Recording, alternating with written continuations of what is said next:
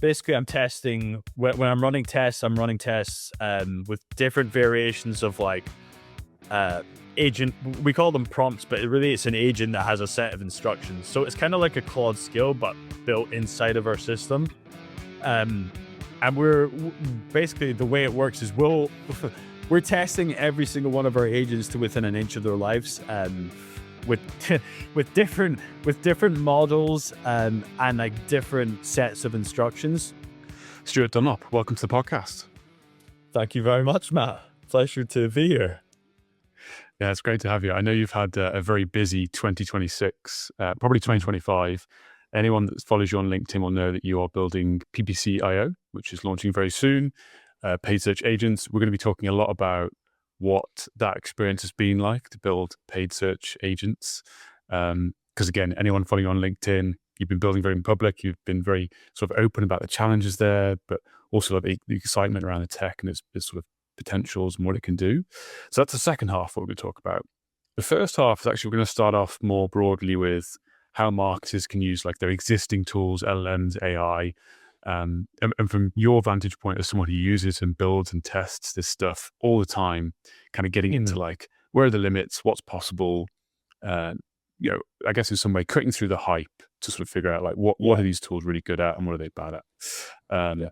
So I guess with that, we can jump straight in. My first question to you is, what's kind of the limiter right now when it comes to LLMs? What's kind of where is it a bit hit and miss? And if you want to take a step back and start somewhere else, we can, but maybe let's just start there.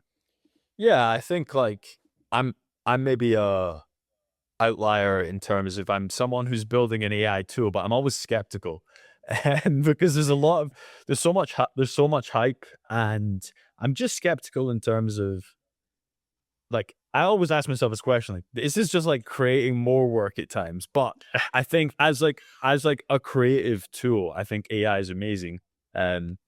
Like there's probably some people who see it as like a threat to creativity. I actually kind of think it's the other way around, because people like me, who I would have no chance of being able to do like front end designer development or like web development. I'm just not intelligent enough.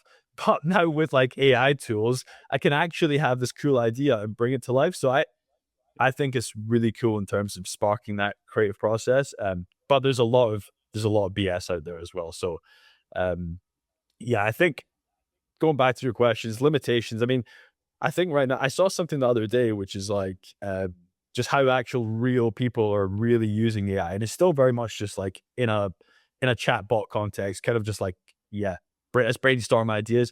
But I've seen in the last 6 months, more and more marketers especially are starting to use more agentic tools like Claude Code, and that's one that I'll go into and hopefully be able to give some insights. I mean, there's some really good content out there.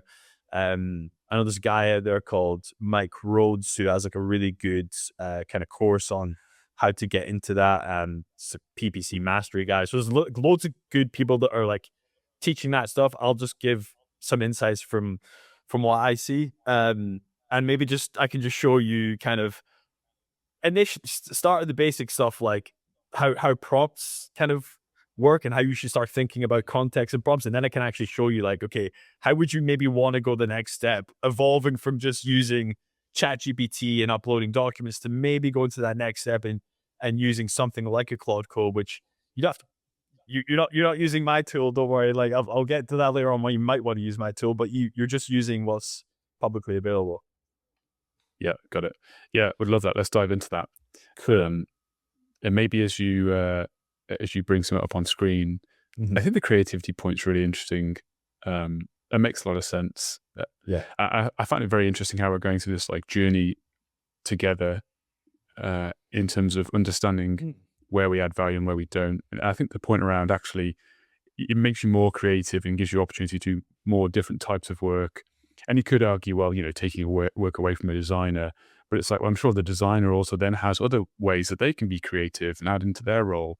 So I think that's, a very interesting way to frame it. Exactly. And I think it bridges the gap a little bit between, and by the way, I still use, I'll get into like landing page design. I think that's a really cool facet. I still use for all of our design, like a real human designer, because I've never seen any AI tool that can replicate a really good designer. But in terms of like prototyping and that kind of thing, and coming up with ideas and trying to convey your ideas to other people, I feel like it's a really good tool.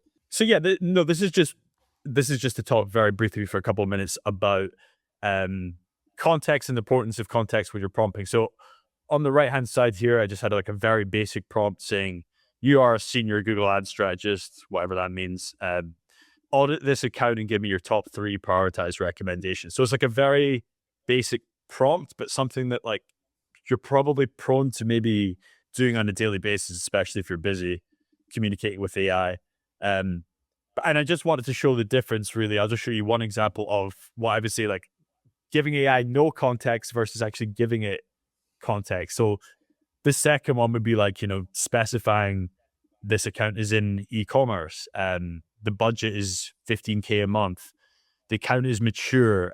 We're trying to improve ROAS. We're giving them some context around like profit margins. These are all like the little details that really elevate the output for any AI model.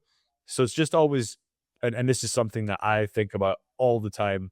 And yeah, without providing that context, you're always going to get subpar output. So I think like a big takeaway is, and you can brainstorm this stuff with AI. You can see like, if you're working at an agency or you're working in-house, how do I surface all the context that I need to the AI? You can even just literally ask, what do you need to know from me to help me make the best informed decisions from my data, from everything else? Because AI is limited in what it knows. Obviously, things like profit margin are incredibly important for paid search marketing. And that's going to give you a wildly different output. So yeah, I just wanted to touch on that. Yeah, makes sense. I guess my mind goes to it'd be great if there was like some sort of context measure. So yeah, you mentioned there you can kind of go to an AI and say like, what else you need from me? But it'd be great if you could have like a number or some sort of measure which said you're only giving the system like 34% context. You need to give it more. But I guess you could get around that by saying like, what else do you need from me? Which yes, I guess that works pretty well, right? Exactly. No, that's just funny because we have the text is tiny here, but it's just like this is how you actually do have that. There's like a tiny bit over here. No, it's just like, and this is just made out of my words, by the way. I just drafted this up with Claude Code.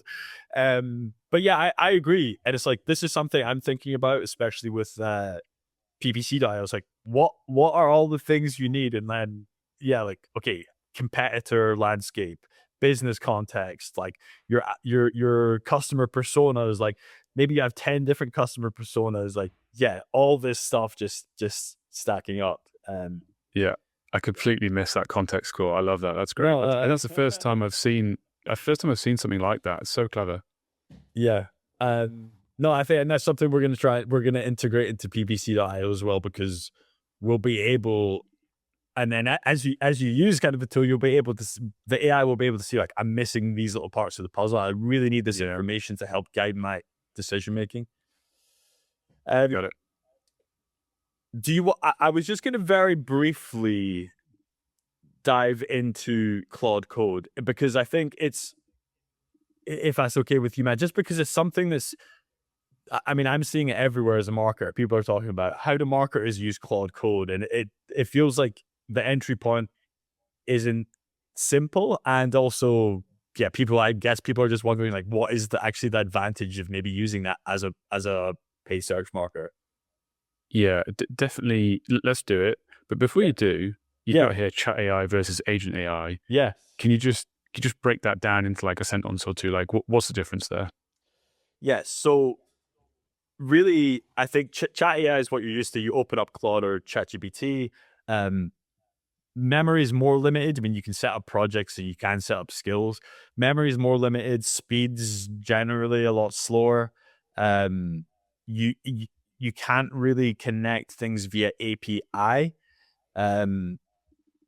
So yeah, I think speed is probably the biggest one. If you actually start using Claude Code and start working, you'll notice that just speed of execution is like infinitely faster, and you can do multiple tasks at once really efficiently. So I'd say that's probably the biggest one. Got it. and it might mention it there, but is kind of data, the size of the data you can work with, I imagine, is much larger. Yes, exactly. You can, I mean, the context window is larger. You can also, a big part of it is you can deploy parallel agents. So like, let's say I had 10 clients that I needed to run an audit for.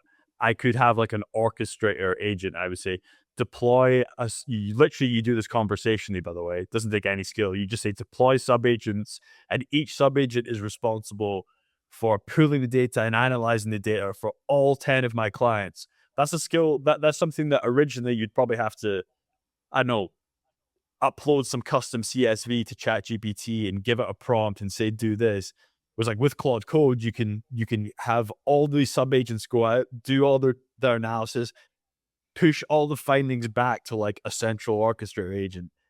Obviously this costs more, like the compute cost is higher, but you can do more. Like you said, you can get through more data, you can work faster. So yeah, definitely a big part. Got it. Okay, cool. Yeah, let's jump in. Yeah, I'll try and make it kind of like briefish. But I mean, Claude Code lives inside your workspace. So I'll show you I'll literally show you just here on screen quickly what my setup is like. So I use something called VS Code. When I was, you can see all of my local folders on the left-hand side. So when I was preparing for this call, I mean, when I do my work now, Matt, like I'll open VS Code at the start of the day, and everything's organized in here. So I have a little folder here called the Paid Search NYC Podcast, and this is where I I mean, there's a ton of stuff in here, but I wanted to chat through AI. But this is the interview I had with Matt from the Paid Search Podcast. I want to what could we build? Well, what could we create to just show the viewers the power of like some of these AI tools? And like I just worked through with Claude on how that could be. And I you know, the slideshow that you're looking at, by the way, like I just built that almost instantaneously with Claude Code. I said, wouldn't it be cool if we like actually just used Matt's Paid Search NYC branding to put this together? Like how could we design this slideshow in a way that's easy for his viewers to understand? And like, again, just very conversationally, like did all. So it's not just, I would say the word code is like the intimidating thing, because like I said, I'm not a coder. I honestly, I barely even understand the code, which a lot of people would say really dangerous. And it probably is dangerous, but I understand the output, you know, like this. And that's why I think it bridges the gap. Yeah. And for marketers, by the way, it's awesome because you can connect, you can directly connect your APIs. The memory is way more persistent because you can have like, you can ask Claude to set up memory files. When you finish working with it at the end of the day, you can ask it to take a log, like, what did we work on today? So when I pick up with you tomorrow, we can come back to it. So I think that's really cool.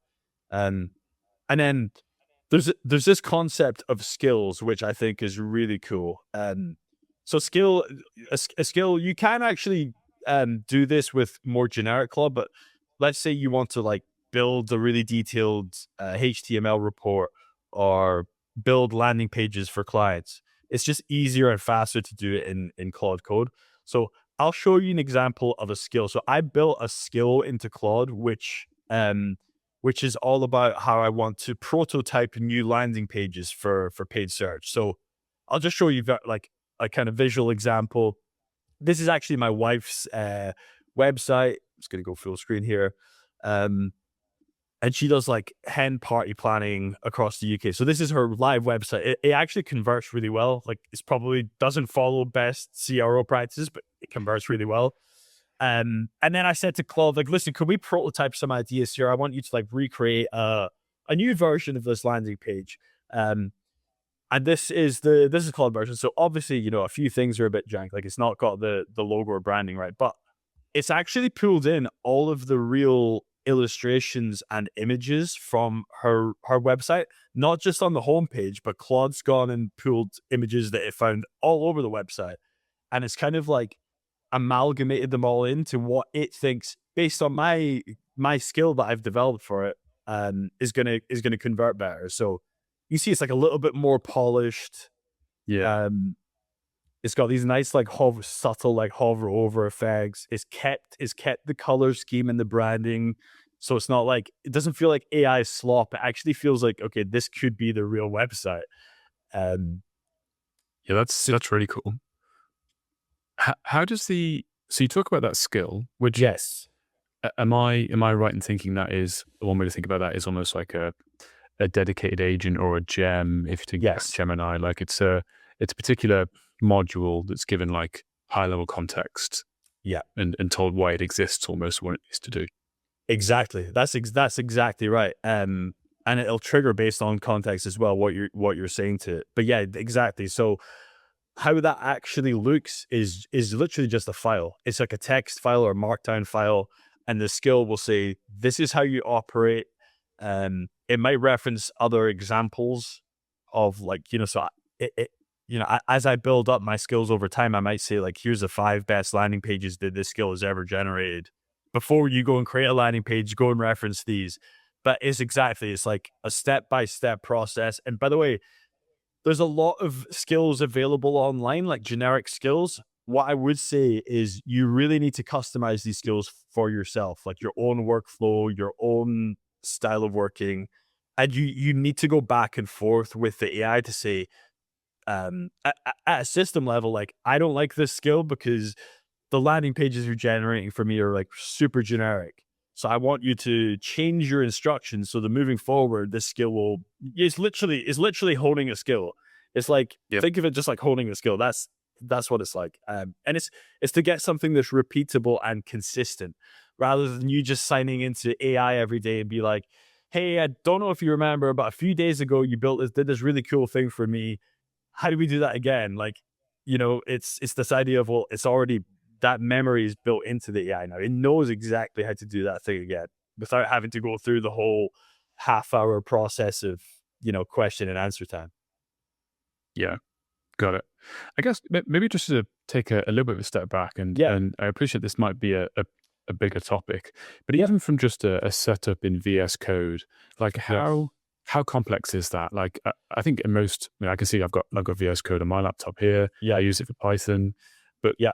for people who, we don't have to start, completely from the beginner, but let's say you've Yeah. got VS Code, what's the starting point after that? I think so. Basically, let me just actually open up VS Code here quickly on my screen just to give a bit more of a visual overview. VS Code is so my CTO at PPC.io, he told me to use VS Code. And I watched a few simple explainer YouTube videos, and at first I was like really intimidated. I was like, this is like an alien world for me. It feels like what is this? I'm not a coder. I'm uncomfortable. I'm a marker. I want like beautiful user interface. I want something that's easy to use. But when you actually break it down, so all this is, looking at my screen here, this is my local workspace on the left. So I have everything here in folders. So I have for example, here you can see all the Google Ads scripts that I've built with the assistance of Claude. And I just have Claude adjust and improve these scripts. Um, and then on the right-hand side, I have the Claude Code plugin. So this just allows me to use Claude Code in this environment so that Claude Code could chat to all of my local folders.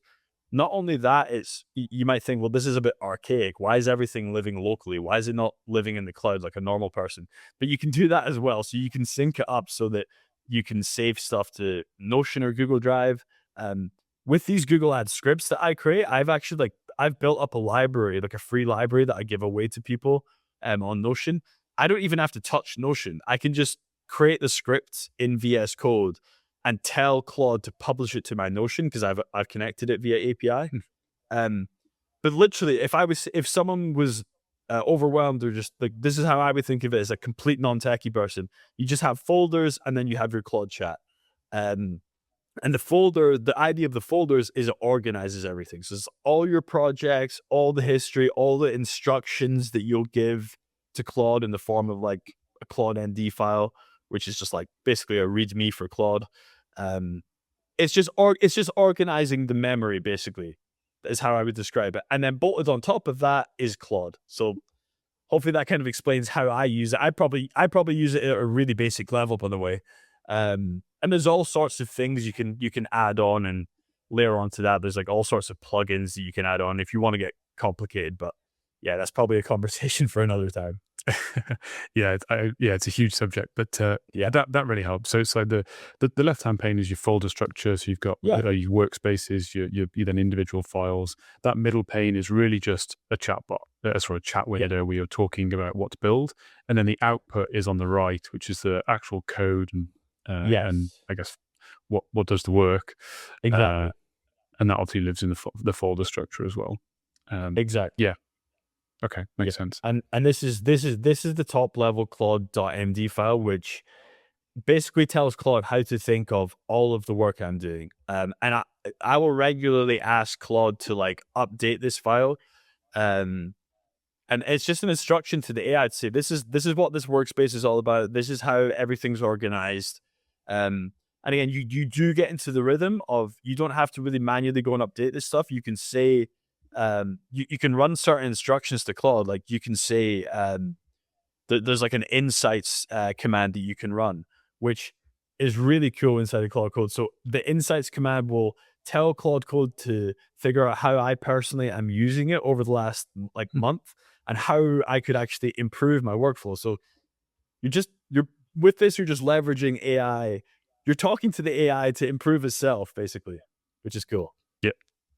I can totally see how this would just take over your life, because it's just so it's so fun to play with. It's so flexible that you can do anything with it. That's awesome. Okay, thanks for that little sidebar on VS. I guess jumping back to this, I think there are a few of the screens coming up that we want to go through. Yeah. So I'll just quickly jump through. So yeah, Claude Code powers plus PPC domain expertise. It's like, so I've been working with a couple of agencies, and it, like, just helping them to like make sense of this stuff. But it's all about your own personal domain expertise. So you don't want, we've covered context. You don't want to let any AI tool run rampant. You want to like, you want to train it. You want to hone your skills based on what you know, which is cool. So like, I'll just show you another really cool thing. So, I work with an agency called Lemonade.io, and I'm working with them, and one of their big pain points is like, we do a lot of landing page audits for our clients, but like, how do we like systemize this? Because basically right now they were doing everything very manually. If they were doing a landing page audit for a client, they would build it in Notion, like a page in Notion. So they would literally just do it completely manually, as if you were doing like a Canva slideshow. Okay, I'm going to sit here all day. I'm going to look at the landing page. I'm going to look at like the top competitors. I'm going to say like, okay, how does this match up against like the ICP, the customer persona? And it's actually a very like arduous process. So what we did was we created with Claude Code like a landing page report generator, which is, again, it's a skill. It's like a very, very detailed skill. And if we plug in our client's landing page, and obviously we have access to other data sources that we can improve as well, we can say like, okay, here's like the full picture of the landing page. Here's what's good. Here's what's bad. Like, we can mock up a recreated version of the landing page. So you can see here's like a before versus after. But the idea is like a really, really amazing report. And you might, like, skeptics will be thinking, well, like, you just completely automated this. So like, where's the value for the end client? Like, this is just AI running through it. But the idea is like, we've encoded all the knowledge in this like massive set of instructions. So we've said, we've gone to the AI and said, listen, here are 10 real reports that our team put together before. Can you like really diligently go through and analyze everything we did and like help me encode our team's like standard operating procedure on how we do this? You will always need to go back and push back against the AI and see like, no, for this is what to change your end. But imagine you had like a dedicated in-house presentation person, and like now that dedicated presentation person is just Claude, and you're saying you're sitting there sipping your coffee and saying like, oh no, like I know exactly like what converts for this client, like do this, change this around, change this. So the idea is you're still using your own strategy, but you just don't have to mess around with like the laborious task of like editing a beautiful kind of design together. So that's the idea. Yeah, I mean, it looks great. It's visually very good. I'm trying to like package that up into where AI. So I guess AI it's great at like analyzing and providing you with the results and recommendations, and then you're there to then interpret and obviously action on those recommendations. Yeah. But it's almost like if you break down the whole process, there's these like big chunks of work which are analysis, and the sort of not the thinking, but yeah, I guess really just analysis and reporting, and then you kind of come in, Yeah. decide, QA, and it moves on to the next block of work. Yeah. I think about that a lot in terms of like how to visualize and break down a process for people, because I think that's one of the fears sometimes is, people would look at this and go, well, what do you need a CRO for then? Yeah. And it's like, well, this is just part of the picture. This is just part of that process. 100%. Like this is just, and by the way, to get something like this, like you'll still have to push back. You still need that CRO knowledge and experience, and having worked with multiple clients and intuitively like knowing things and knowing what to test. There's just so much built-in knowledge that like really skilled people have that you can't replace. But yeah, I think this can just accelerate the boring stuff, or not the boring stuff, but the stuff that, like if I'm a really good CRO and I'm sitting down at my desk for the day, I don't really want to be like putting together a report. I just want to be doing the impactful stuff. And I think that's what AI can help with. Yeah, 100%. Awesome. Yeah, I guess before we move on to the second section, that all looks amazing. Like I mean, first of all, thank you for putting it in the paid search branding. I appreciate that.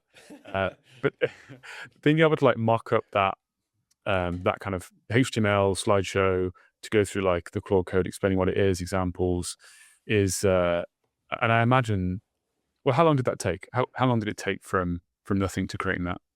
The thing is, like, you can always get a V1 pretty quickly, but like, again, you need to, just like anything, you need to go in and polish this. I probably had a V1 in like 30-40 minutes, and then honestly probably spent like another 2 hours just like polishing on top of that, because you do still see so many things like that's not right, or like when I put the V1 together, and it was like Claude was trying to, like, the AI model was trying to oversell what I was once sharing. I was like, I literally had to prompt to be like, I'm talking to like a really sophisticated audience, like Matt's audience, like aren't going to be, the wool, they don't have the wool come over their eyes. Like I'm going to make some ludicrous claims. So like, you need to tone that down and base it in reality. So like that part takes longer than the initial creation. So I think I spend more of my time on that stuff. But yeah, say 2.5 hours. Where realistically, if I was putting all those slides together and things, I don't know, it would take me at least a day, probably a couple of days. Yeah. Cool. I think my last question, or last sort of topic, is really going a bit deeper on like where it falls down and kind of what the limitations are. But it sounds like it's really, it comes down to context, and that's the missing input, which then manifests itself in lots of different ways. Like the tone is wrong, or it's missed out on like some other important bit of information that means that the output isn't quite hitting the mark. So it feels like the missing context is what leads to limitation. But would you describe the limitations or the kind of the point at which it gets to where it fails differently? Yeah, I think that's a good. I think context is important. I think like if you're a marketer watching this, or I think it's really important to have your knowledge kind of like documented, like, because obviously AI models, like they read knowledge. So like you can have it all up here, but if you want to actually work with an AI, like try to, and you can have AI assist you with this, try to get everything like documented really well, in terms of if you're an agency working with multiple clients, like have just really good documentation on exactly what those clients are all about. Like maybe even have all of your call notes from like client meetings, like pull in, so like the AI can actually analyze it. I think getting into that mindset is just going to be really important, because that way, like obviously the AI can't read your brain yet, but it can read what you it can read what you can, it needs a channel to be able to like know what's going, like, so I think a context thing is by far the most important thing. And just steering it in the right direction. And yeah, you do find that you have to constantly push back though, like against it. Like, I know I've still never used an AI model where like any of the output I thought was like perfect, really. There's probably a lot of people on like YouTube or online that you'll see, then, some posts on LinkedIn, you'll be kind of like over exaggerating, over hyping things. But when you really dig into things, you'll usually be able to spot a lot of flaws on like whatever the view on it is. So I'm a builder in AI, but I'm also a big skeptic. I think that's the best combo, because Yeah. I'm just thinking about LinkedIn. You see a lot of posts where it's like, the extremes. No one needs a marketing team anymore. I've replaced it with 3 agents. It's like, okay, sure you have. No. Okay, cool.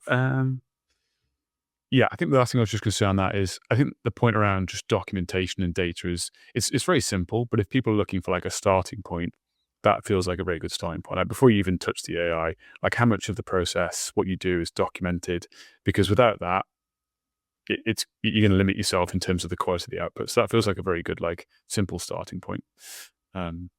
Cool. Okay. Let's jump on to the second section, which is going deeper on PPC.io and what you're building there. I guess before we go straight into that, maybe tell us a little bit about kind of where you come from. Obviously, you used to be SEO, then you came into paid search. Like, what was the journey into PPC.io? Yeah, so I owned and operated a link building agency called linkbuilder.io for like 8 years.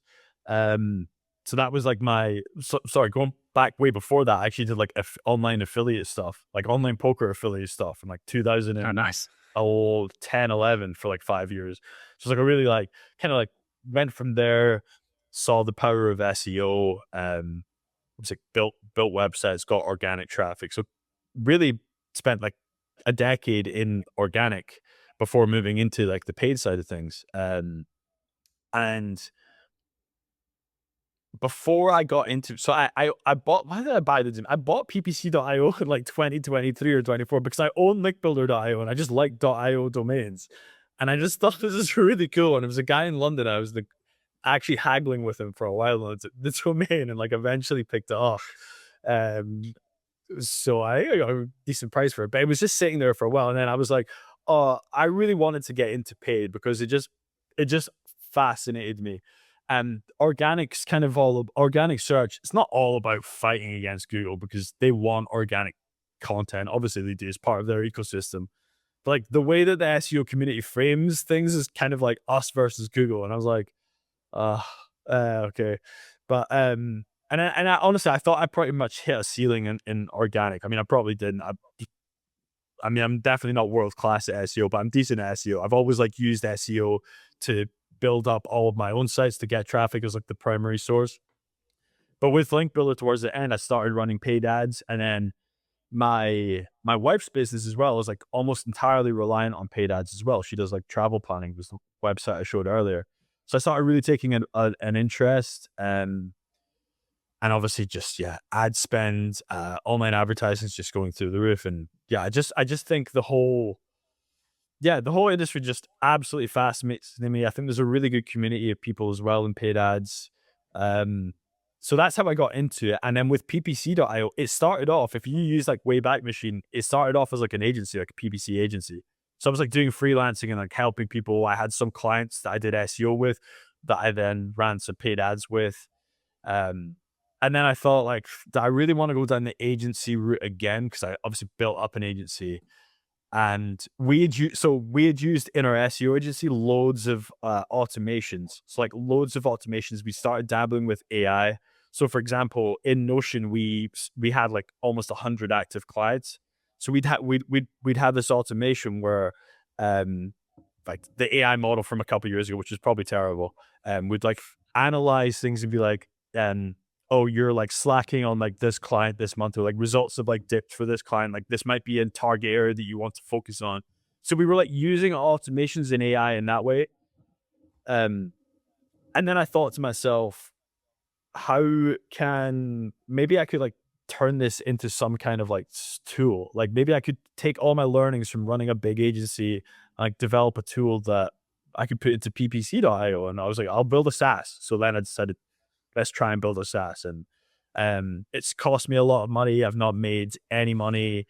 And that's where I'm at right now. Okay, got it.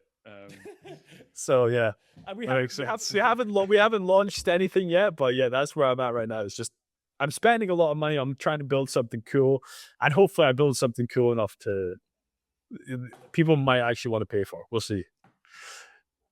Yeah, I think your experience and where the sort of angle you're coming at it suggests that you're very well placed to like find the value there. So, I think you'll be fine. I'm very bullish. Maybe tell us a little bit more about the tool then. So that's been in development for how long? Over a year. Okay, and that's longer than you originally thought?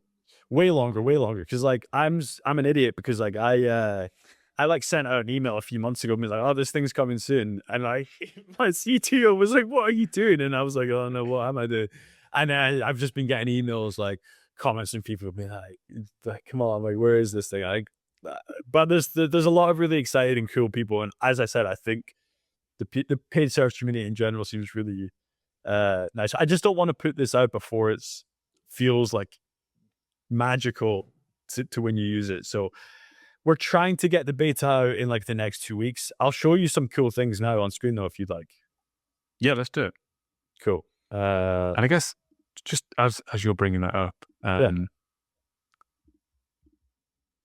as a non-coder as well, I wonder how.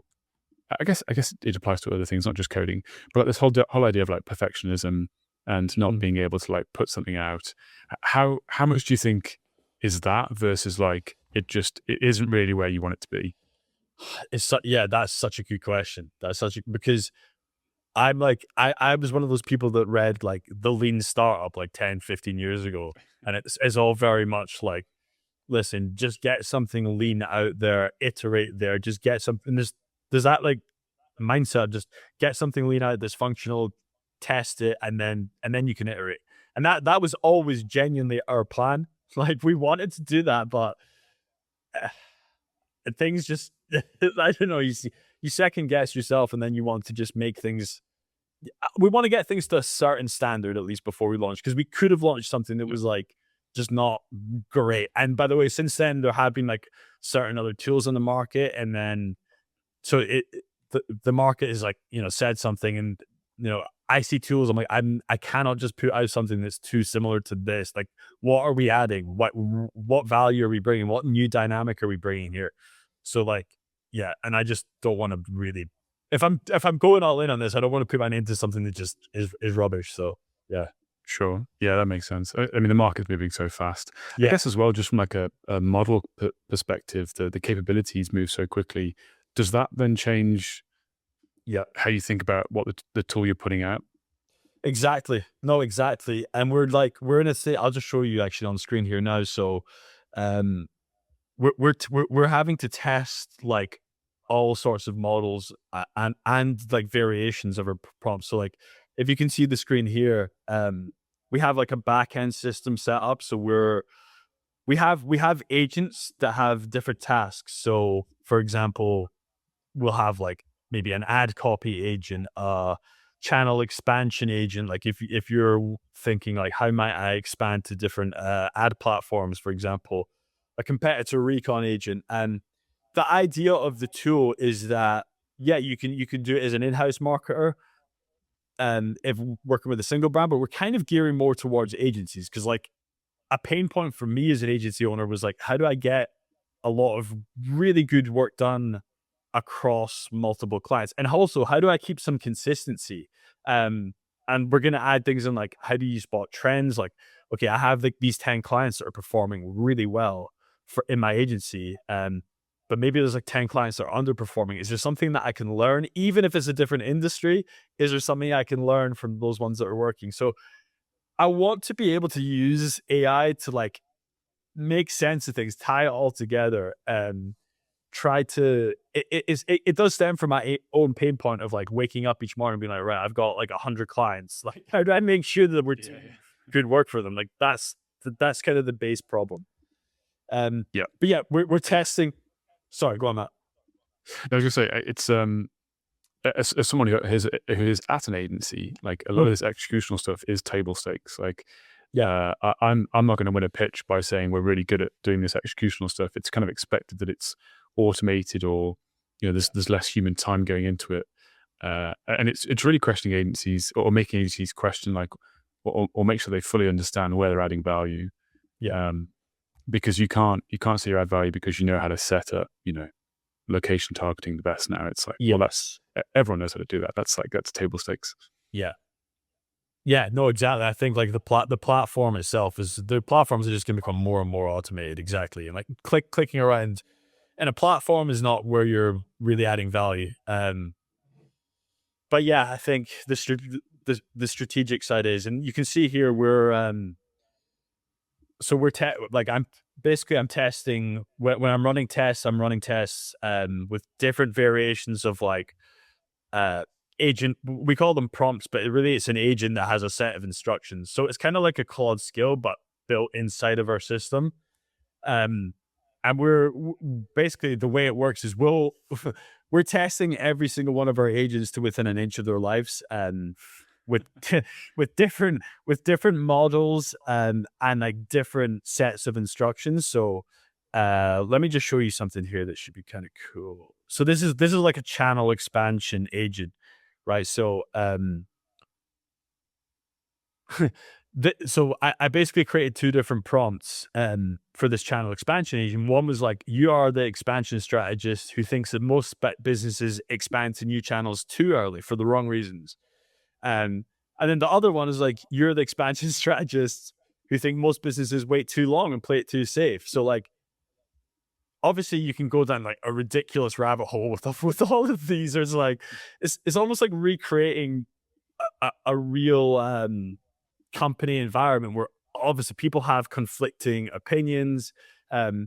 We are going to have a kind of like, I mean, you can call it what you want, but like a roundtable or like debate agent type thing where, say you have a set of data. So for example, maybe you have a set of data, like negative. So this is like a negative keyword agent. You might have a set of data around negative keywords.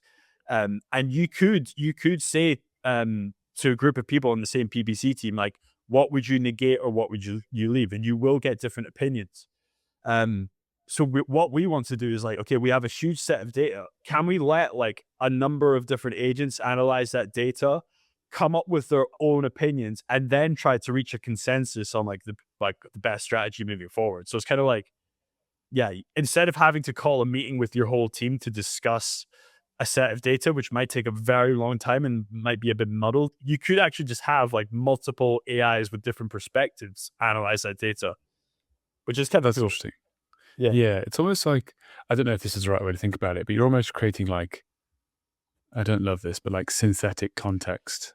Yes. Does that make sense? Yeah, you are. It's like, you do have to take all that stuff with a pinch of salt. But the way I would kind of frame it is, if you're using AI as like kind of a sounding board anyway, for me, I actually think it's a positive thing, the idea of like a round table, because sometimes when you're using AI just in like say you open up ChatGPT and ask something, it'll be very confident in its opinion in what it tells you, right? Like it's so confident, AI in general. But if you have this environment where you're stress testing the output of like 5 different AI models, and you actually just have them argue with each other and be like, whoa, you're being like way too nice here about this. You're not looking at this thing. Like, kind of funny, but you're kind of stress testing, and you're making sure that you don't fall into your own biases as well. Because like, I guess it's just, you're forcing the AI models to argue with each other, which is, it's interesting. yeah, that's pretty cool. I guess actually just maybe take one step back. So this is obviously the sort of staging side, but the eventual product will be a dashboard. You then connect your platforms to, and then what will be like the first thing you see? Will it be like a list of agents who've gone and done work for you that you've set up, or is it like a dashboard? Like what does that look like? Yeah, so there will be so there literally will be a dashboard. You'll have all of your projects. The way we want to do it is so like is we automate as much as possible. So um we'll have the AI running agents autonomously, like overnight or every week. When you first sign in, we'll say, and you connect your ads accounts, we'll say, all right, we're gonna do like a first run data dump. We're gonna go out and explore things, and we're gonna come to you with actually suggestions of what we think that you should do on a regular basis, and then you can layer things on. So let's say, for example, you'll be able to log in and say, right, for I have 20 clients in my agency, very basic. I want you to do a deep Google Ads account audit of each of those clients per week. And if you see something critical, notify me. Otherwise, put the results here in an email every week. And then you can layer things on. So like if you want to, let's say in-house you have a process and it's running a negative keywords review for a client. And that's something which, in your agency, you run every month, where you can just have the AI model do that continuously. And if you don't like the output or you see that something's wrong, you can update the instructions as conversations. So you can say to the AI, listen, last time you gave me this negative keyword report for this client, like you got this wrong. Can you fix it? And then it'll go away. It'll update your context. It'll update the instructions, and just do it autonomously. But yeah, the idea is, we're making the onboarding experience as smooth as possible and as automated as possible. So we'll pull in as much context as we can, and you'll just have to say that looks good or that looks bad on the context side, because the context is like the number one important thing, as we mentioned earlier. Without the context, there's no point in running anything. There's no point in running any prompts or agents. You need all that data, and then you can. But yeah, you'll be able to organize by projects, but we want to have views as well. That is just good for people working in agency. Like say you have 50 clients, it's like, okay, you can create different sub teams. You can see what your team are working on. You can see any problem accounts that you might have or problem areas. So like there's a big part of the UI challenge for us is like, how do you create a UI when you have 50 clients for an agency? And like that's a big, so we're working, we have a lot of ideas on how to do that, but I don't want to overwhelm people as well. So that's one of the big reasons is it's taking so long to put out to the world. And also I think the UI is a big part of it. Like yeah, I love like really nice clean UIs. I'm not a coder, like I said, so I want something that's just it's a breath of fresh air to use rather than like going in and being like totally overwhelmed. This testing dashboard is a little bit overwhelming, but this is for us. This is for like me in the back end, like testing the cost and things. Because if I run this like negative keyword agent, you can see this is like the real cost. You can see here it's like 64 cents, which doesn't sound like much, but if I run that across, I don't know, 20 clients, it's like $12, $13. If I do it every week, okay, that's racking up to like $60 a month or something. So we do have to test all of these things. Can we get a lower cost with the same sort of output with a different model? So we're looking at all these things. Yeah. It's really powerful, that view of like across clients. Yeah. Because as an agency, being able to have that snapshot and quickly understand like where does my focus need to go, what needs my attention. Yeah, really important. And to your point, the UI, if it's not intuitive enough, it sometimes can really hold back the back end quality function because people don't know how to use it, or it's not intuitive. On the agent side, how many agents are you looking to have ready at release, and then what does the process for creating more going forward look like? Great question. So these are quite most of these that you see here, I think there's going to be like 24 at launch. So it's going to be a mixture of agents that run connected to the Google Ads platform, and also some agents that don't require, they can use Google Ads data as like a foundation of context, but they're doing different things. So like, what channels can we expand to? Landing page analysis, obviously that's kind of like outside platform. Or there's like I come from a SEO background. We have a cool agent that's like an SEO PPC arbitrage, which is like, which I think is cool, and I'm still working on it, but it's really cool. It's like finds money left in the table. It's like, all right, you're getting a lot of organic conversions, but your paid team isn't like bidding on these, and like they're actually really valuable, or vice versa.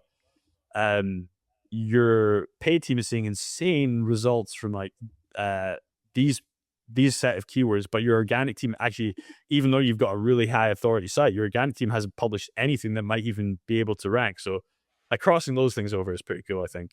And like sales intelligence. But yeah, to answer your question, I think there's going to be 24-ish at launch. We have to put all of them obviously through like pretty extensive testing. So we need like a baseline agent that any user can use. But then you can also adjust certain aspects of the agent as well to like fit in with your style or workflow. Nice. That's cool. Yeah. My mind goes to, it would be cool if you could vibe code agents within the platform. So let's say I've used a platform like Replit, which I'm sure you're familiar with, to like vibe code certain things. It'd be interesting if you could have a module in here that helps you then vibe code an agent. And obviously you'd have to make sure that the whatever gets produced is going through like some sort of testing process. But I guess my mind goes there because, as you probably experienced, every paid search person that has like will have their own like one or two unique things that they like doing, or the way they're like pulling out data or analyzing data. So I'm just wondering how you get around that, like so many requests coming in, like how to handle like what to build and whatnot. Yeah, I want to offer like full flexibility with this tool. Even in the future, I kind of want to make it so like if you wanted to, if you could be bothered logging into our dashboard, we could like just have an API that somehow connects to wherever you like to work and like do all this stuff for you, like conversationally, because I think that's kind of the future. But yeah, we want to give people the opportunity to play and experiment for themselves. Like they might see some of our agents and get some really specific idea, and they're like, I want to go in this direction, way away from like where you guys started this. So I want to let people do that as well. I don't want it to be we need like the first agents that we offer people to be kind of like deterministic, like we've set the rules for you, this is how it works, because we know that output is going to be pretty reliable. But from that point on, you can then just go and play, you can go and tweak it, you can create your own variation that works for you, which I think that's what everyone wants, I think. Yeah. I mean, it feels like it's been around for a while, but it's so early stage. All this stuff is still being worked out in terms of like what's the best way people work and like what makes sense. And I think the thing you mentioned there around people being able to take what you've built as like an agent or a module and use that somewhere else is really interesting, because then it's like, well, what are you offering? You're kind of offering like, I think I've heard some of the senior AI guys like call it like knowledge. You're sort of selling like knowledge, modules of knowledge, or maybe it's like an infrastructure thing. But that gets really interesting as people move away from your UI, and you allow people to move that stuff inside the UI to other places to use. Yeah, that's a really interesting, I guess, business model / infrastructure question.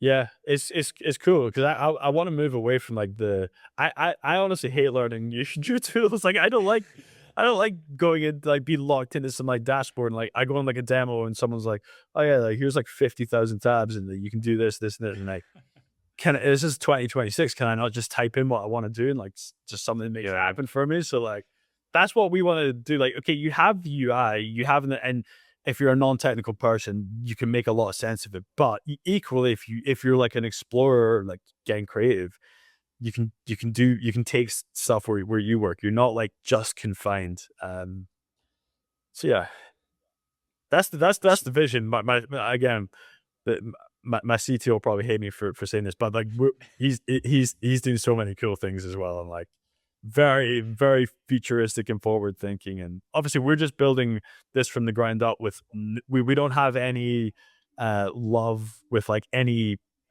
existing platform that we built in the background. So we're just like, we're happy to just, sort of throw out the rule book and build something fun. I mean, obviously there's so many good tools out there. And if you have like a really good Claude Code setup, yeah, if you have a really good Claude Code setup and you want to just maintain everything yourself and have maximum control and have like a team in house that does that, you're probably no better off using our tool. Like, but you're probably better off just using your own existing setup. But there might be some value there that you can find. So yeah, I'm just trying to do everything I can to bring it to this one specific area. Like, can you build an AI tool just that does this area of like paid marketing really, really, really well? Yeah. I mean, it's a good point, but I think, I mean, based on what I know, look how difficult you found it to like really get something that is like very useful. So first and foremost, like it's not easy. Like there's a ton of work that goes into it. And also I think because you are at the forefront of it, you're more likely to understand where the real value is. Like someone who comes in now, who's a year behind you, is going to be where you are. And if that's an individual company, it's like, you're going to find where that value is sooner. So I think, I think it makes a lot of sense that even though I understand your point that like these things are becoming more attainable, everybody's moving at a pace, which is interesting. It's going to be interesting to see how it all plays out. Yeah, no, it's. I think there's a lot. There's like, you know, there's these like doom posts online saying like SaaS is dead and stuff. I massively disagree, because like I think there's so much value. Like, it's just someone just has the right tool built for you and you're paying them a little premium, and like you don't have to pay an in-house employee for it. Like, just shoot massive value in that, and like you don't have to really tinker. And it's like this person's gone through like all these hardships and like built a team to like create this tool that helps you get there. It's just, yeah, I'd way rather pay for a software tool than having to like manage that all myself. Because if you're in the vibe coding rabbit hole and you make something cool and you put it out there, and the whole maintenance and like scope creep thing is real. And like my CTO says to me every day, like, oh I can't believe we just like worked and implemented this. Like, this took me as like a really experienced developer with an insane workflow, like so long to build this one little element. Like, yeah, I think certain things, aspects of what we're building is defensible. But what I would say, Matt, is just reserve any judgment until you play and test with it. And I think that'll be in a few weeks' time, hopefully. Awesome. Yeah, well, I really look forward to that. I was just last thought, I was thinking about how it feels like if there's a word of 2026, if a word gets made which like fully encompasses oversimplification, I think that would be the word of like the next decade, or not next decade, but like current, because it does feel like so much of the problems we're having and the discussions we're having are around just oversimplification of what is actually quite complicated, and whether that's a workflow, a process, AI, tech. Yeah. Yeah. No, absolutely. Awesome. This is really good. I love, the recommendations at the start, getting involved VS Code, building Claude Code, how that looks, things you can do, how quickly you can build stuff, really cool. And then great to see what you're building with PBCIO, your experience there, what that's going to look like, how it's going to work. So yeah, really, really good. Thank you for taking us through that. I guess last thing, where can people find you? LinkedIn, PBC.io, YouTube? Yeah. I think those are the three. LinkedIn. I put out some videos on YouTube, just like they're shorter, like maybe 10, 15, 20 minutes, just showing like cool things that I think AI can do in the PPC space. LinkedIn, yeah, I try to put out some interesting content there. Join the waitlist for PPC.io. Like, we will have something cool soon. And yeah, just when that's released, play around and just give me brutally honest feedback. And hopefully it's a useful tool that we're going to put out into the world. So yeah, sounds good. Yeah, we'll put the waitlist link in the description. Thanks, Matt. Thank you, and thanks so much for having me. I love your podcast and community. I appreciate it. Thank you. Cheers, man.